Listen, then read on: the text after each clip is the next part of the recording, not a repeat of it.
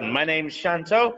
I've been working at Suzhou North America High School for 3 years now as a English language arts teacher, but also as the student support coordinator for grade 12, which is why I'm here today to talk about the student support coordination. So, what is my job? As a student support coordinator, my main job is to provide assistance and an extra avenue of care for both teachers and students who may be in situations that sort of differ from normal and may need or require the third party to kind of input and to monitor the situation as it goes. So today I'm here to answer a few questions about the job so you can get a bit of an idea of what we do as student support coordinators. So let's start with the first question.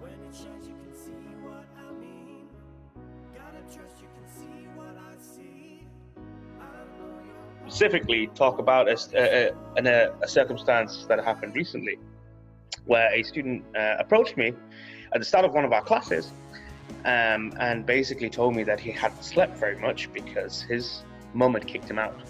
At which point I was able to speak to the student and get more information, and it turns out that he was kind of struggling to keep on top of academic stuff because his parents had split up and he'd been kicked out of kind of essentially both homes. Feels like he didn't fit into either home.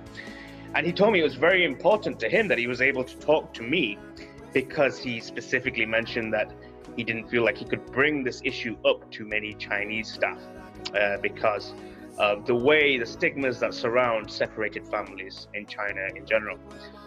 Which kind of leads on to the next question, which you should see here.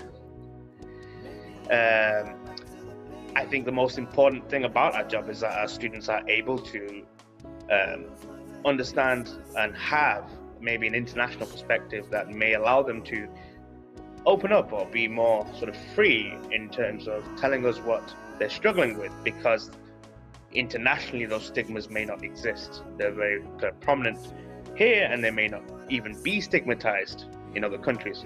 So when this particular student told me that he was very glad to have a foreign perspective, and he was very happy that he was able to speak to me because I wouldn't hold the same stigmas that he's felt before, it really made me feel like it is one of the most important aspects of the job. The fact that our students may have recourse or an avenue to explore that isn't necessarily bogged down in the social politics of average Chinese life.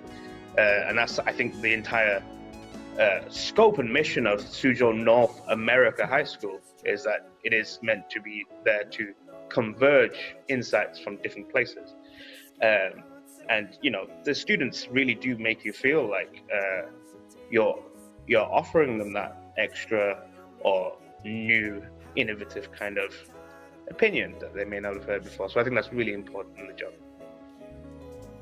My advice for teachers that are just sort of dealing with student problems, behavioral problems, disruptive problems, academic problems in class, my number one advice would just be to make sure that you and your student view education as a series of negotiations as opposed to a cause and effect that always leads to discipline. So I think one of the most important things when it comes to kind of improving the academic ability of a student or encouraging the social aspects of students' kind of personality, it's most important to treat them like adults, actually give them some autonomy, give them that room to speak and express themselves, and to not treat them as though they're by default an enemy or, you know, the challenge in the classroom. So I think that any teacher that may be struggling with this, I think the first option, the first avenue should always be talk to the kid, talk to the students. Imagine that the student is not your enemy, and talk to them as frankly as possible. And then only from there can you really get a solution. There's no one trick pony or one piece of advice that I can give you that will fit all the circumstances, other than the fact that you should recognize that every circumstance will be different. And the only way that you can ever figure out what to do in those circumstances is to have that negotiation, speak to the student like they're an adult, and find out where the problem stems from. Because disruption, poor academic behavior, None of these things happen in a vacuum, in isolation. All of these things stem from something else. Student support coordinators are really lucky to be in a position to find out what that is and then decide what the best course of action is for that student.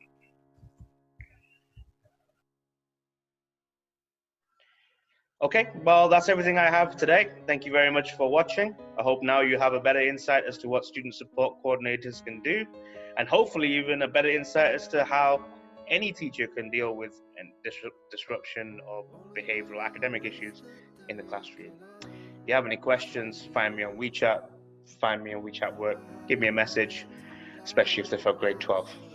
All right, thank you very much for listening. Take care, guys. Bye-bye.